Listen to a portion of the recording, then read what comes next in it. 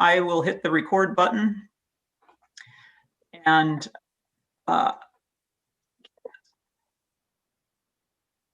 so good morning to all of our attendees. Good afternoon to our speakers. I want to welcome everyone to the webinar. I'm going to briefly share my screen here just to bring up our program for today.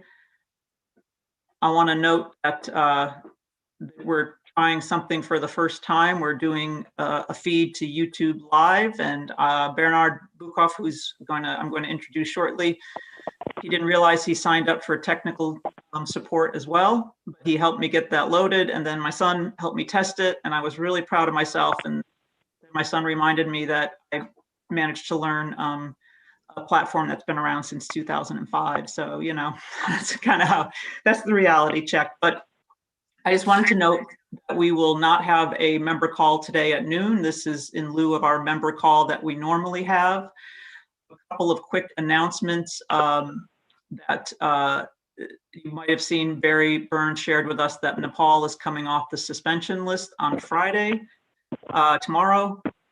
And then I'm going to just call up Vlad Spanu, who's from Export Compliance Team, has shared with me a document that I'm going to call up real quick. I'm going to mute everybody right now, and then just remind our speakers to take themselves off of mute. So my next share will be this document from Vlad. Just to note that the export compliance enforcement date is set for July 6th. And I will share the slide, but we're going to put this topic on next week's member call so that we can talk a little bit more about it, about the export compliance requirements, and Vlad can walk us through a little bit of the results from the testing that the Post Service did. And then we can talk a little bit about the confirmation error warning reports. He will have the technical team on for that as well. So I will share the slide again at the end. I'll share the slides of the presentations from the speakers, and we are recording this, so I will share the live link as well. Vlad, did you want to add anything to this before we moved on? No, I think we're all good for today. The kind of my main purpose is to fulfill my commitment to you that we will provide ahead of time the enforcement date, which is July 6th, after the July 4th Independence Day day off on July 5th, which is Monday. And so July 6th will turn on export compliance. And then, as you said, next week we will go into the importance of looking at the error reports and then how to get access. And we'll bring our technical experts to provide some data and information on that. Thank you. Okay, thank you very much. I believe that was all of my main announcements, and I don't want to take any more time from this webinar, which is a topic that many of us have been following very closely, and many of us have had a chance to sit through other webinars. And in fact, that's kind of what got us here today. Bernard Bukov, who is the chairman of the Postal Innovation Platform. Many of you probably know of the Postal Innovation Platform. He hosts a number of webinars. He does startup and innovation competitions. Bernhard has spoken at Postal Vision 2020, which one of our members, John Callan, hosted for many years, organized for many years.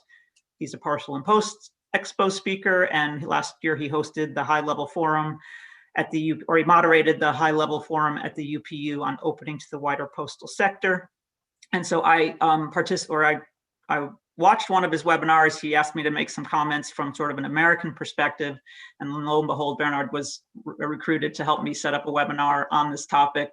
And one of the things that I thought was most valuable is that we heard directly from the European Post, who are getting ready for the July 1 date for the EU VAT changes and the customs changes, and are seeing it from really from the inside, and as I said, kind of boots on the ground. So I think their perspective and sharing with us how to get ready and what to expect is going to be enormously helpful. And so I will turn it over to Bernard to introduce the speakers. And then I think what might be best is if you have a question, to put it in the chat box, just because there's so many of us on this on this webinar. So over to you, Bernard. Thank you very much, Kate, and thank you very much also to the IMAG membership for having me, for having the Postal Innovation Platform here to partner with you. As Kate already mentioned, we did a webinar exactly on this topic, the EU VAT changes, but also some of the other changes. I mean, 2021 is really one of those years where a lot of things are changing when it comes to cross-border, and so it creates a lot of questions, sometimes confusion, and I think you cannot really have enough of these kind of events now. And we have to support each other in order to get things right, because the European posts in particular, they depend on the other posts around the world in order to enable that the processes are smooth. I would like to quickly maybe set the scene, and I've prepared here just one slide, which I will now like to share. You all know it's really just for setting the scene. I won't talk very long here because we want to hear really from our experts from the posts. On July 1st of July this year, many things are going to change. All goods imported into the EU will be subject to VAT, as you all know. So there will be the import one-stop shop, and this actually shall really allow a more fluent and easier, a simpler approach for everybody. So it should make things easier, very simple. To all your members, that's the website of the EU, and for once I think it's really good, because sometimes you look at those public websites and you think, okay, it's complicated, it's not really clear, but I think for the EU it was well done, to be quite frank. To set the scene and to talk a little bit about the scope, it's for goods from outside of the EU in consignments with value below 150 euros and not subject to excise duty. So all those products, alcohol, tobacco, and whatsoever, where excise duties can apply, they do not fall under the IOSS. Who is concerned? Online sellers, electronic interfaces, either directly, the electronic interface would be some kind of a website, a portal, a marketplace in principle, and they are considered to be liable. So they need to register with or in the IOSS. Either you established in the EU, then it's you can do it yourself, or you can go via an intermediary, and there are plenty of intermediaries, financial representatives who would do that willingly for you. But that's the easy part. I mean, that's the theoretical part, and as we discussed before, there are many other questions, the practical questions, and I think it's really those questions which we should focus on here. So there are a couple of data requirements, information requirements, that are very clear and that they're very specifically mentioned in all these kind of documents. Are those enough for practical purposes, for handling purposes? Will there be others that will be needed? Not mandatory from the regulatory perspective, from the legal perspective, but maybe from the perspective from the posts for being able to handle that. Are all countries IOSS ready? That's another one of those questions that are relevant. In principle, IOSS is quite easy because you can do it in any country you like, but some might have kind of an established subsidiary in one of the countries and want to do it there. But in this particular country, are you ready? Are you not ready? And then the customs authorities, are they ready? Are there possible bottlenecks? I'm working in this business with cross-border declarations and working with different customs authorities as well. And I know that one customs authority to another customs authority, even though there might be a European legal framework to it, might handle things slightly different than another customs authority. And then there are many other important questions that that might be relevant. So that was just really this very short introduction, but I think, as I said already, the most important thing is to hear from those that are really handling it. It's the posts, and we had 2 weeks, or no, 3 weeks ago as well, posts there. Peter Koller was there as well, who is here with us today to share the views of Austrian Post. So Peter Koller, he's head of international affairs at Austrian Post, and he can give us really insights into the practical side of what is necessary, what is not necessary, in order to handle all these kind of issues that the post is confronted with. And we also have, and I'm very grateful for that as well, we have Cristina Cuerda Albaladejo from Correos, Spain with us. She's customs manager there, so she really knows firsthand what are the problems, what are the issues, and again, what are the requirements that are needed if you want to ship goods to the EU, if you want to make those advanced information to the postal company and to the customs authorities. So what is needed in these respects as well. Kate, I think we can hand over to the speakers unless you have something else to say at this point. No, I agree. Let's turn it over, and I have Peter lined up. I think he was first on the list to go, so we'll have Peter go and then Christina. Thank you. Perfect.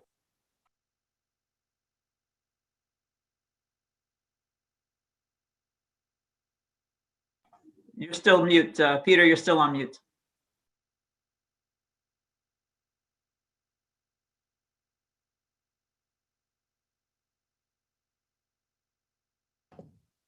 It always happens to me. You can hear me now clearly, right? Yes, But I can. We can. the honest reason is because I have troubles always with muting, unmuting. We don't use Zoom here too much in Austria. We're kind of fixed into the MS Teams kind of world. So Zoom is always an adventure for me. Thank you very much also for the opportunity to be speaking here today. As Bernhard pointed out, and I'm of the same opinion, there can't be enough of such events where we link postal operators to senders. It's really important to foster the linkage between these two groups, because I guess the interaction is, even with these new customs rules, is becoming more and more tight in the years to come. Let me start by a brief introduction. As Bernhard said, my name is Peter Koller. I'm Vice President International Affairs. I have a team of around 20 people. I really like my job because it's always challenging, and I'm in charge of 4 very different topics, which are international remuneration, so dealing with all kind of mathematics and statistics. I'm also in charge for international product management, international relations, and also for international customer solutions. We still have quite a chunk of large customers who send commercial mailings all across Europe and into the world. And this is a very important part of our business. For this meeting, this has nothing to do, because with commercial mailings, we all know that these new rules, they only affect items containing goods. Let me also start by quickly introducing Austria to the Americans. I could not resist showing this slide. Please be assured that I don't know any Austrian who has ever seen The Sound of Music. I've heard that many Americans have seen this movie. I have not, my parents have not, my friends have not. I don't know anyone. And also we are very famous for Arnold Schwarzenegger, who made it big in the US. Except for that, you might know Mozart. But besides beautiful nature, Austria is not too famous, I would say. But it's a pretty cool country to live in. From a postal perspective, we are also not a very large operator. We are mostly operating domestically. We have a group revenue of around 2 billion euros, which is derived from 3 different divisions. We call it a very large mail division. Then we have parcels and logistics business, and a retail and bank business. We actually founded our very own bank last year, and hopefully continue to thrive in the banking industry, which is quite new to us. From an international perspective, things that people don't know, we have quite a large footprint from Germany down to Turkey. Last year, we also acquired a large chunk of the second largest parcel distributor in Turkey, which is called Aras Cargo, and really have a focus also on growing internationally. But we call this growth in near markets. But when you think of near in terms of distance, countries bordering Turkey, they might not be near in terms of European perspectives. When we say near, we mean like 1 hour by plane or 3 hours by car. So it's getting long and longer in terms of distance. Bernhard has set a pretty high bar for me, because he said, I'm going to provide insights into the practical side of the business. I will try my best. I have lots of pictures with you, but luckily I don't have the biggest insight into the new customs rules within the company, because, and I say it again, luckily, unfortunately, I'm not responsible for the project, which has been going on for almost 18 months within the company. The project is dealt with by colleague Martina, and I have my highest respects for her, because we have never seen a larger project from an international perspective as with these new customs rules. Bernhard said it before, the 1st of July is an important date, because the VAT threshold is going to be abolished European-wide. Are we ready for this? Honestly, I cannot say yes. I cannot say no. 4 weeks ago, I think when we had the webinar with Postal Innovation, which is Bernhard is hosting, this slide only said that I'm not sure if we are ready. In the past 4 weeks, I've learned a few things which make me a little bit more optimistic. I'm going to touch it later, but what I've learned, I think that in terms of quality and quality, data quality, we've made a big jump to the front. So that the quality and the data quantity we receive from other operators is very good at the moment. Overall, I would say that the prerequisite in order to operate efficiently, and from a stock listed point of view, that's the most important thing to operate efficiently. Everything has been put in place a couple of years ago already. And since 1st of January of this year, it is mandatory under UPU rules to send ITMAT data. ITMAT, I'm not sure if you're familiar with this term, and that's kind of the customs data or the data concerning the item which is being sent, and we use this data for our customs processes. And it's only logical that only good ITMAT data is valid in order to operate efficiently. Without ITMAT, every item would have to be typed in manually. So if we had no data, we would have to have a colleague in our office of exchange sitting and type in everything into the IT system, because only IT is very efficient. We have a couple of challenges, unfortunately. Many countries, they don't send us ITMAT data because they are not willing to sign respective data sharing agreements. You would not believe that there's a high number of countries which have not signed data sharing agreement 1 or data sharing agreement 2. Don't worry about these terms, but these are data sharing agreements governed by UPU and IPC. They won't provide us data. It has been a rule for almost 6 months. They still don't send any ITMAT data, although it is mandatory. There's seriously a very large country, one of the biggest countries in the world, which is not going to send us ITMAT. And this is going to be a huge problem coming 1st of July. The good news is it's not the US. The ITMAT exchange with USPS is working well, also with all the other European operators who are engaging in E2E business in the US or all around the world. So everything is looking fine from this perspective with mail coming out of the US. I've also had a quick glimpse at data quality and quantity, which we receive from USPS, and we see figures which are very, very good.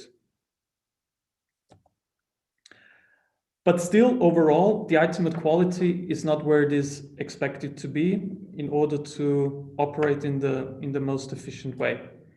What do we still see? And we also see this with items coming from the US. Often we have empty and incorrect fields. This goes from missing content in ITMAT. It would also start with missing CN22 or CN23 documentation. And sometimes we also have undervaluation and counterfeit products.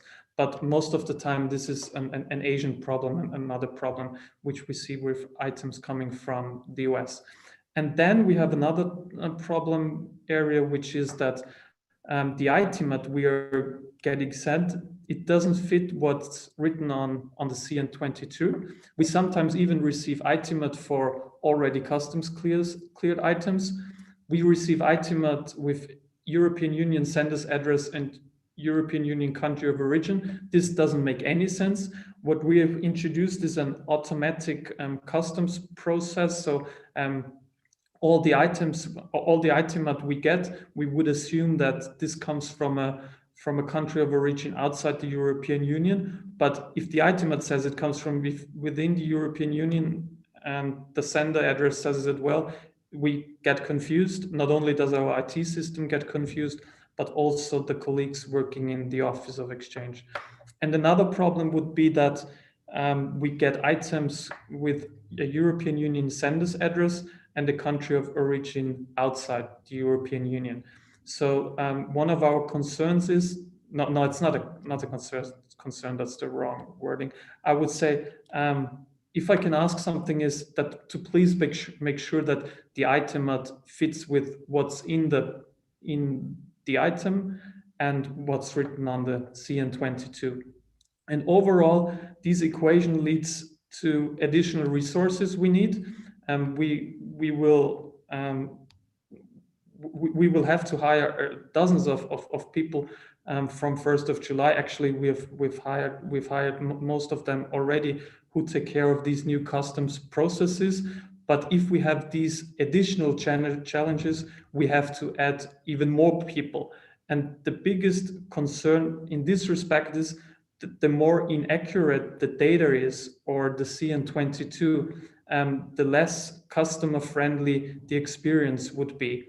Because if there's data missing, even for items which have been customs cleared before, we sometimes get no data, then we might charge our customs fee, which will be €5. If the data was fine, let's say for IOSS items, we wouldn't charge the customs fee. So it's really, really important to provide the accurate data. I barely touched it already. I'm not sure if now is the right time to go into these questions. We have high hopes into IOSS, and we got a clear signal from one of the largest European senders being active in Asia that most of their traffic is going to switch into IOSS, and this is just perfect news to us. We're anxiously waiting for 1st of July, and the worst case would have been if everything was sent onto DDU type of documentation and IOSS is pre-cleared. It's the best outcome it can be. Kate, I would need a little guidance from you now, since you sent these questions beforehand. I will wait for Christina's presentation to finish, and then we could touch on them later on, if that's... I think that's a good idea, because I think Christina will hit on some of those topics too, and then we'll take those at the end. Yes, thank you, Peter, very much. However, I'm coming now to the end of my presentation, and we still have 2 weeks to go. As I said in the very beginning, I've become fairly optimistic, not only with the good news from this large European sender, who said that the big Chinese marketplaces, that they will go into IOSS, but also analyzing data we receive from the US, from China, from other countries, and the data does look good, actually. I can only urge you to work with IOSS and do everything to provide us with perfect data in order to present the customer with a seamless experience. There's one important question at the end. Is there still any chance that the July deadline gets pushed out to a later date? The answer is clearly no. It's time now for me to hand over to Christina. I thank you all for listening, and I'm curious to receiving and answering your questions after Christina's presentation. Thank you. Thank you, Peter. And Christina, hopefully you can tee up your presentation. Okay, thank you, Kate. Thank you, Peter, for the presentation. And thank you, Werner, for the introduction. My name is Cristina Cuerda from from Spain, Correos Spain, designated operator. I will start the presentation. Oh, sorry, let me one. Okay, here, share, and voila. Okay, can you see the screen, please? Yes, we can. Thank you. My presentation will address a very practical issues. The objective of this presentation is to give you some tools, some guidelines in order to help you to meet or help you to meet to meet the new VAT regulation. Okay, I'm very happy to be here today because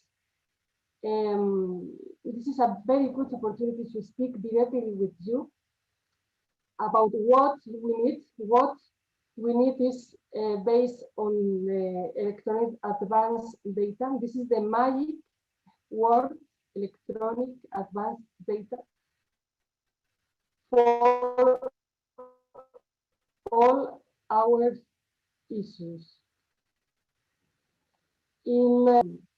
To use the 5 questions I wanted to in journalists to analyze the problem, the issues. Okay, I decided to use for today too. For example, go ahead. The first question is what is electronic advanced data? I'm sure that you are very familiar with this terminology, with this postal process, these postal flows. As you can see in the slide, the global postal model has been developing or is working to complement, to implement from 1st January 2021 to almost we have ahead 3 or more years ahead to complete. In this global postal model, there is a very important flow that is the flow zero. Flow zero is where you are. Flow zero is where consolidator, service provider, platform, marketplace has to provide the electronic information, the electronic advanced data to the origin post, in this case USPS, as soon as possible in order to know to EU Post receive it and could meet as soon as possible the new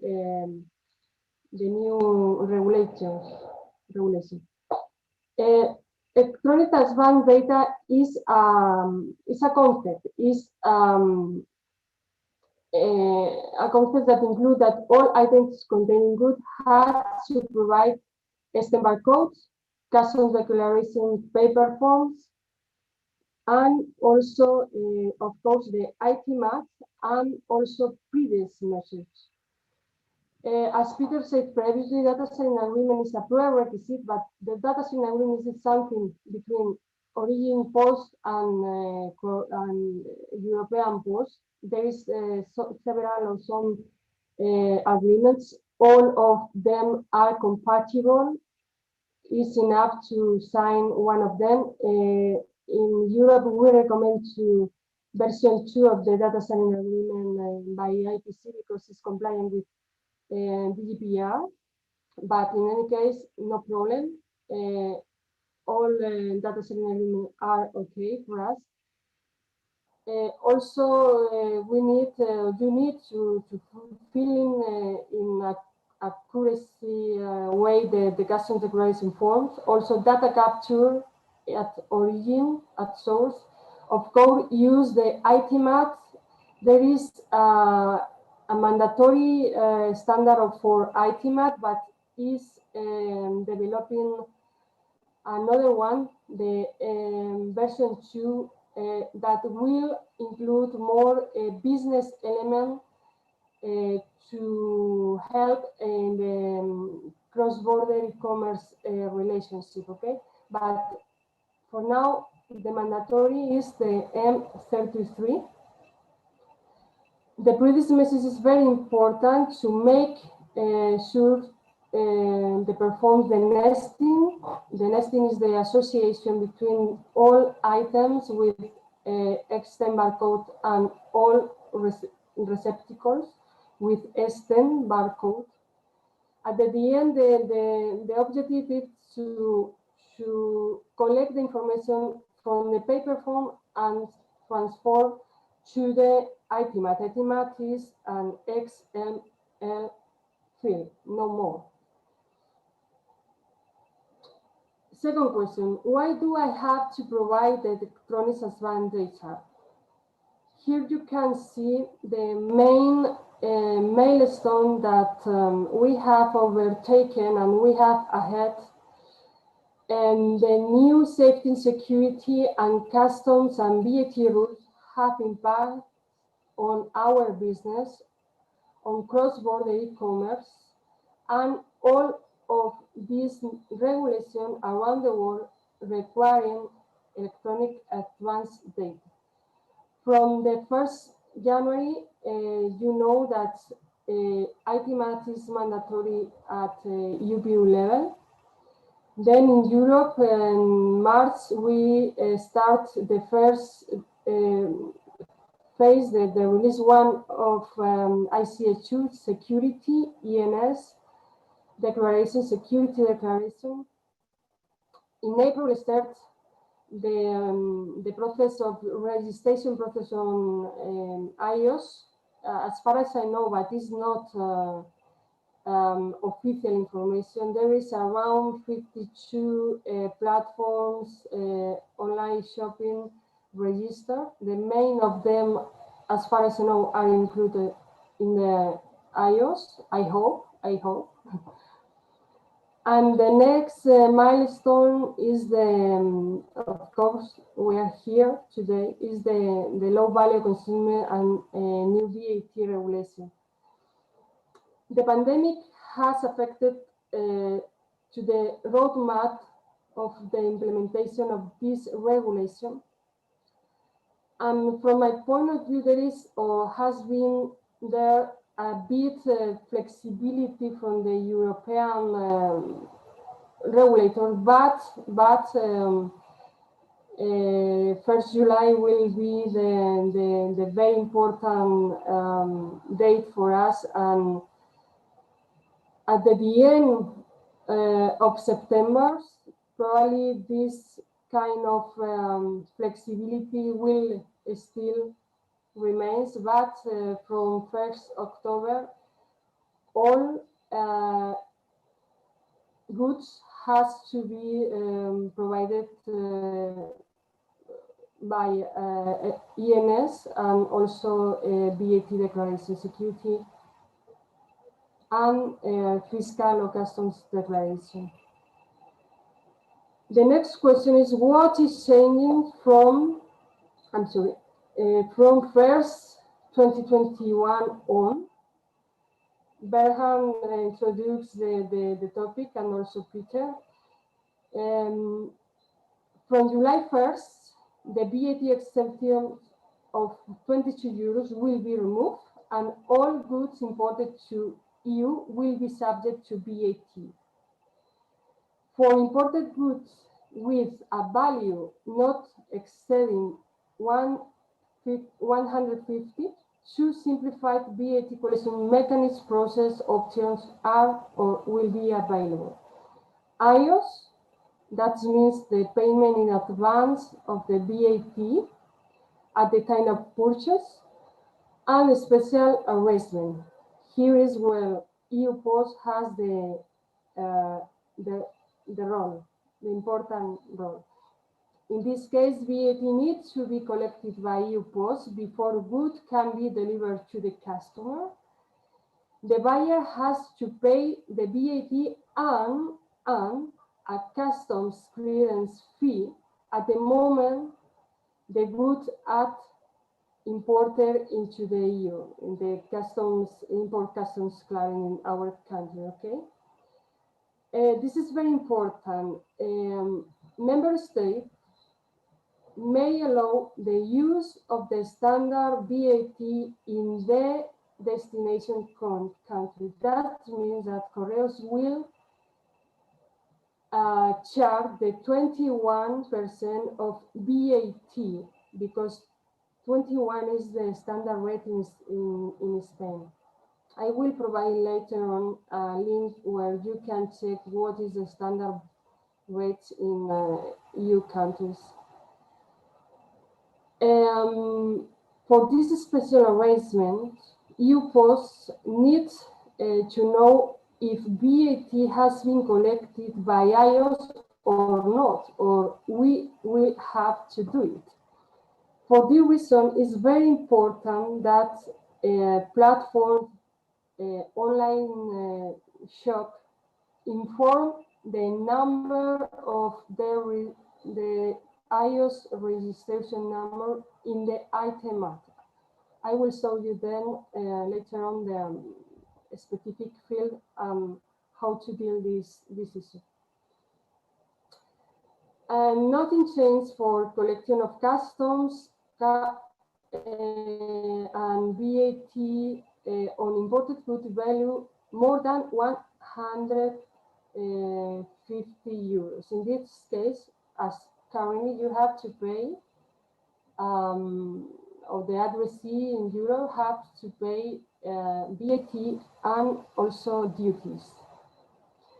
In addition to collect the VAT for these items from 0 to 115, is already exist the standard procedures for any kind of importation. And probably you have heard that there is a DDP solutions that could be used to collect VAT, but in this case, you have taken into account that a DDP solution, in my opinion, is not very familiar for a post in Europe, not yet. And I think it's better for you to use the iOS system. On the other hand, DDP solutions covers more fees or more content. For example, not only VAT. In a DDP solution, you can include also duties, you can include the postal fee, and you can include all charges that has or have been agreed in this relationship, okay? Next question, who is responsible to provide advanced electronic advance data? This is interesting because it depends on where you put the loop, you put the focus. In my opinion, from the UPU global point of view, remember that from 1st January, the origin port has the mandatory provision of electronic advance data for all items containing goods to the destination country, in this case, to Europe, okay? However, from the European legislation point of view, according to the UCC, Union Customs Code, the EU Post is responsible to submitting both declarations, security declaration, ENS, to ICS2 declaration first, and second, customs and VAT declaration. In any case, EU postal operators fully depend on no EU postal operator and mailers readiness, okay? If I have a problem to submit the custom VAT declaration to our Spanish or custom authorities, I will rely the responsibility, the liability on you, because you have the obligation to provide as soon as possible the ITMAT message to the origin post. If goods are not covered by ITMAT measures, they could be considered non-compliance items according to UBU regulations. In any case, EU Post could decide whether, if we deliver the item to the addressee, okay, I have enough data, I have to make the ENS or the VAT declaration manually, I have quality on the data, okay, I will deliver. Depends on the volume that I have to do this. But if also we have the possibility to return the items to the sender. And of course, if I don't have enough data on the item on the CN 23 paper forms, I don't have ITMAT in advance, it's not possible to return, and it's possible to destroy. Of course, this is the last resort.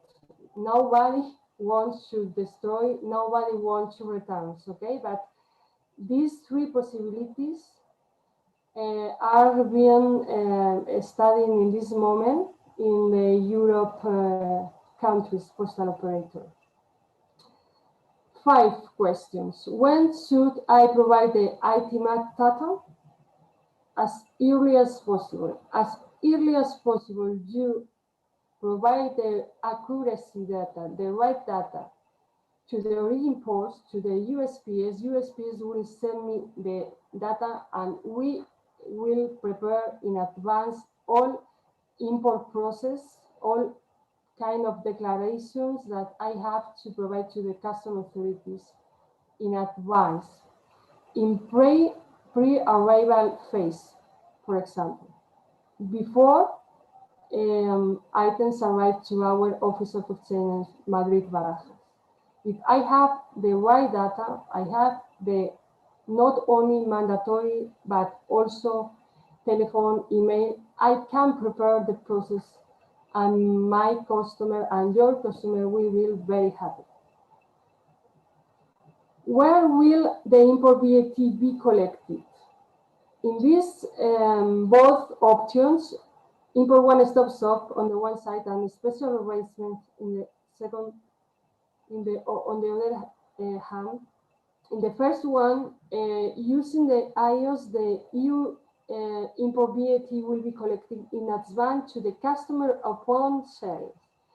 There is an example. Cristina in Spain ordered shoes worth 100 euros, not including VAT, from US website. The US company is registered for IOS in EU country. You have done homework, very good.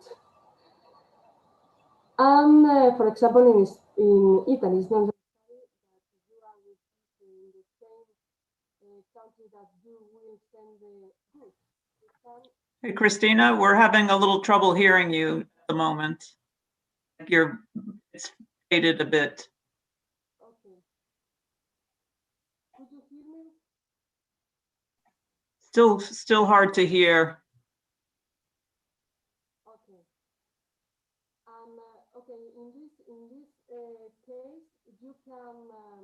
Cristina has to pay the shoes, and the US company will charge the 21% of Spanish VAT. This is the standard rate. Okay, and in the second special arrangement, for example, Enrique in Spain ordered electronics from an online seller based in China. The electronics are worth 5 euros, not including VAT. The Chinese business did not register for IOS. Okay, in this case, Enrique will pay the import VAT and also the handling fee for couriers. How can improve the data quality to meet the VAT rules? I will provide you these guidelines to meet the EU security and VAT rules in a snapshot. The more important part of this guideline is this one. Here you can see all the data that you need to meet VAT and security. All data are included in the CN23 on IMAG message. Put special attention for this info. If you have a number of EOS, please put here sender custom reference or in the same field on the IMAG. Telephone and email addressee or importer are not mandatory at UPU level, but is critical for us in Europe in order to prepare in advance the customs clearance for you. Very important, the descriptions of the goods. Here you can see an link to the acceptables and not acceptables description by the EU regulation. The HS tariff code 6 digits at least is very important for us because it's not mandatory at UPU level, but it's mandatory for EU Post to provide in the H7 declaration for VAT. Also, it's very important to put the real value of the good and the currency in the destination country if possible. If you use any kind of DTP solution, please put here separately of the sender's custom reference. Put here in the comments, in the observation field. Okay, this is only to post in Europe, separate what is the IOS number and what is another one.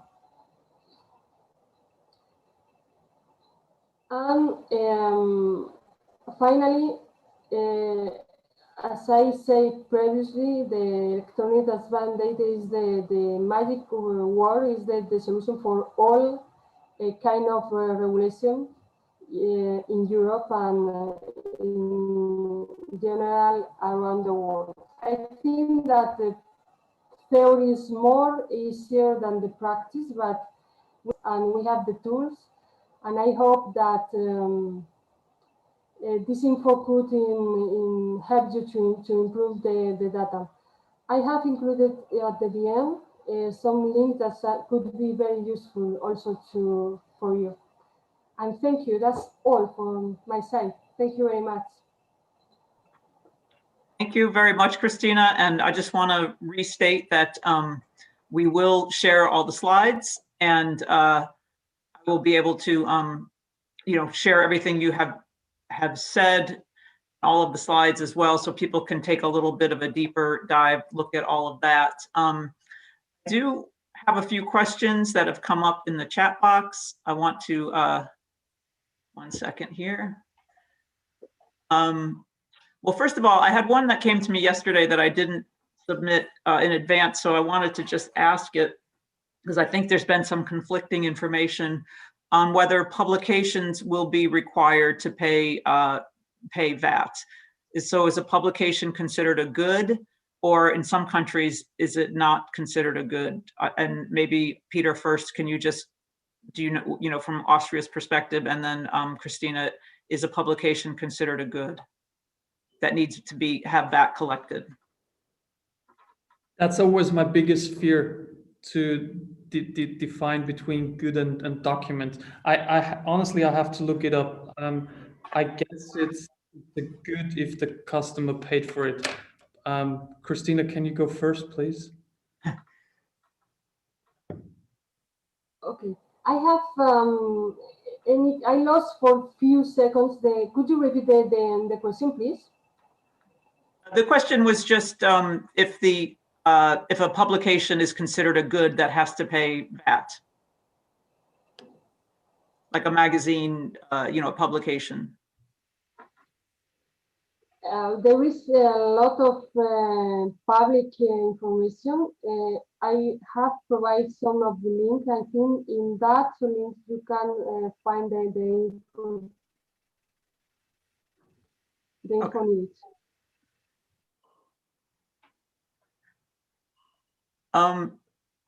Okay, a few questions. Let's see. I'm going to try to combine a few because I think some questions about the is the CN23 mandatory or CN22 will work as well.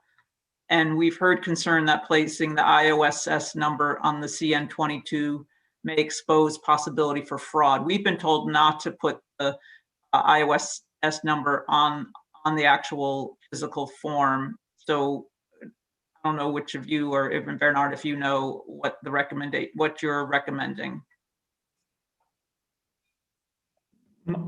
My clear recommendation is to put it on the label. Otherwise, we will not be able to distinguish between IOSS and non-IOSS. I'm confused a little bit because that was advised by USPS. Well, IPC advised us not to put it on the label, the International Post Corp. So I think there's confusion about that because it opens the door to fraud, what they said. The most important thing is, not too sure, but the most important thing is that it is at least transmitted in the data. Right, correct. If I may, my recommendation is always put in the ITMAT, of course, but I understand that it's possible you have concerns to put on the label because there is the possibility to someone copy the structure of your number register and put in other flows, for example, okay? But in any case, please, it's very, very important to put in the item. Also, there is the possibility to encrypt the data. But in this case, you have to take into account, you have to agree this with the destination post, because in Europe, more of us use IPC, but others has or use the PTC, the Postnet network. And as far as I know from UPU, PTC is possible to help to encrypt and read then the data. I don't know, Correos use IPC, but to be honest, I don't know how this issue will be dealing at the IPC. But if you put in the ITMAT, we can program our system to read and to identify the structure of the IS number. It's very important. Right. Okay. Well, just to these are questions I fed in advance, and I see a couple have come up in the chat box too. Christina mentioned, and I know Peter, and when you presented previously, you mentioned that even if the recipient email or recipient phone number is not a requirement in the advanced data, a recommendation, the importance of including that so the destination post can actually reach out to the recipient and contact them, especially if a DDU service has been used or a DDU solution has been used. The same question comes up about the HS code, the harmonization code. It's not required, correct? Or will it be required on July 1? Our understanding is that it's not required on July 1, but recommended. With HS codes, let me start with IOSS. If there's no HS codes for an IOSS item, we will have troubles. So we might even send out a UPU circular in the upcoming days, mentioning that it's an ultimate prerequisite for IOSS items into Austria for us not to charge any customs fee to provide the HS number. With non-IOSS, I can only urge to provide as much data as possible. You always have to think about the recipient as well. Posts, they might charge a huge amount of money for their customs fees because they have huge amount of things they have to manually handle. So if the data is getting better and better, and there's a smooth and seamless process, even in the future, I could think of lower customs fees. So I think this is kind of a trade-off. Provide as much data and have the best customer experience as possible. I'm not sure if I'm answering your question now, but data is everything. Yeah, I mean, I think the importance of including it, you have so noted, and even if it's not yet mandatory for getting through, export compliance on our end, it's important for delivery and the customer experience. Yeah, and the same is true for email and phone number. If there is no email and phone number, we have to send a letter to the recipient. Then he has to walk to his mailbox and open the letter. You don't know how many times per week a recipient opens his mailbox. So everything gets delayed by a couple of days, and it's not very efficient if we have to print out paper and use our letter mail network in order to get in touch with the recipient, who then again has to get in touch with us either by letter or by phone or email. The one second. One of the questions I get a lot, and I see it's in the chat box too, is there somewhere, what is the customs fee that each post collects? Is that published somewhere for the processing or handling fee for having to collect the VAT? And then also, I suppose if there's separate other fees of any kind, where is there somewhere to find all of those fees for every EU country, or do you have to look it up for each one? Christina, do you want to answer? I think that there is not common agreement in EU Post on how they will charge for handling fee in the special arrangement. In my opinion, this amount could be aligned with UPU handling fee in the Article 20 of the Convention Regulation of UPU. It's possible to charge a fee a fee based on the real cost of the operation. Okay, the real cost for us from 1st July will be very, very cost, and I think that the amount could be between €2 and €4, more or less. I don't know exactly. In Correos, I have not decided yet what will charge, but in around €2-3 more or less. It's not yet, as far as I know. I'm also afraid there's no database where you can find all the import tariffs for all countries. For Austria, we've had €10 in the past. With this new introduction of the non-existing threshold, I've reduced it to €5 because we don't want to see like a 90% decrease in mail volumes, and I think that's still our core business. That's why I reduced it to €5. We had to go through the regulatory process with this fee, but it has been signed off recently. But the more expensive something gets, I think for items over €150, we will charge €10 extra. And we also introduced a fee which didn't exist until yet, that when the data is incomplete and we have to reach out to the recipient, we will charge an extra of €25. Wow. So having a DDP or DDP solution or IOSS, using IOSS is critical.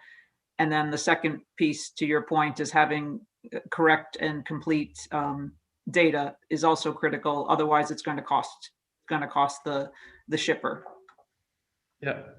The recipient, I guess, but ultimately it costs the seller because of the experience being so poor. We're up against our time. I know there's some other issues in the chat. There's still some question about clarity on publications. Are they a good or not? I guess the bottom line there is it's not necessarily an EU decision. Each country determines whether a publication is a document or a good. Is that how I understood your answers to be?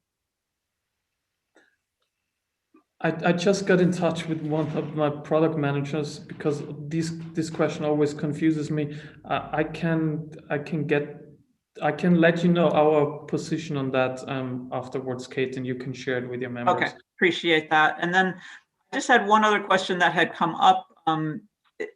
This will be the last one because I know I'm keeping everyone beyond 11 o'clock our time here. We have heard that Germany has said that it will have sort of low value customs threshold. So in other words, if you're not using IOSS and it's less than 5.25 euro, German customs will not charge VAT. That's surprising because it seems to go against the requirement, and it seems to not, fit into the overall effort here. Is that something that the other European posts will do? Continue to keep sort of a nominal low value threshold? We can certainly not do this, and we're also confused by the German situation. Very, very confused, to be honest with you. Okay, so that still remains another point of confusion. Yes, but that's what the situation is in Germany. But obviously, the law is not treated in the same way in every country. Okay. There are some other questions in the chat box. I'm going to save all of this and try to get answers, offline, and anything more that we get, perhaps I will funnel on to you all. But some of these might be broader questions for not just for your posts, but for all of the EU. And it's not, I think what we're discovering is it's not particularly easy to get answers. And there's still a lot of confusion, and we have really 2 weeks to go. So I just want to thank all of you, thank Bernard for setting this up. The good news is the slides have a lot of information and a lot of resources that we can look up for further information, but I know we will be spending the next 2 weeks trying to get even more information. So yes, and I will share the copies of the presentation and the link to the recording. That much I can do for sure. So thank you to our speakers. I want to thank everybody for being a part of this, and I look forward to us continuing to learn together. But I will be back in touch, I'm sure, with our speakers and looking for more information. So thank you to everyone, and look for my email a little bit later today with the links to all of this. Thank you. Thank you, Kate. Peter, Christina, Bernard. Thank you, Bernard, too, for setting it all up. Thank you, Kate. Have a great day. Bye.